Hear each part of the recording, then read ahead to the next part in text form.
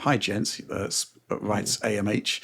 As a RetroTink 4K user for the original Switch, I was hoping to not need it for Switch 2 due to it already being able to output 4K.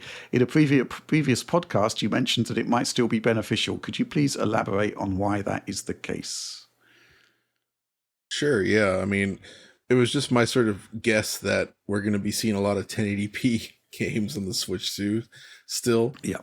And so my logic was, if that is indeed the case, that you still might end up with a better looking result when upscaled with the nearest scale via the Tink versus letting the Switch scale itself up to 4K, which just might be like a normal bilinear blur, right? So that's really all it is. It's just like the theory that, oh yeah, it looks like a lot of games are going to be targeting just 1080p. So, but we don't know for sure, like, how often things will be in the 4K range. So I feel like you probably won't actually need it most of the time, but you know, there's definitely going to be situations where it might make sense. We'll see.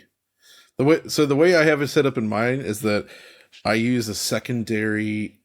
So the receiver I use has 3 outputs, and I essentially turn on that zone when I want to use the scaler, and it just pipes anything that's input into the receiver through the scaler, right?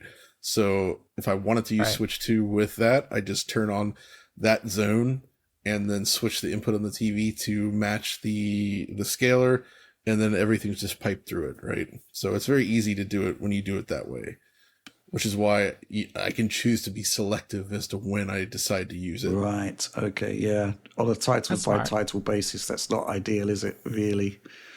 No, it's not. Yeah. Interesting point there.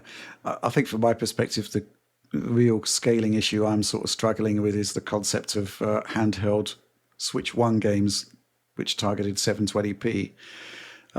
Being upscaled to 1080p, but I guess that's something we're going to have to check out once we actually receive units. But, you know, that's another reason why I think they should consider docked mode Switch 1 for handheld play on Switch 2, but that's something which we've talked about in the past.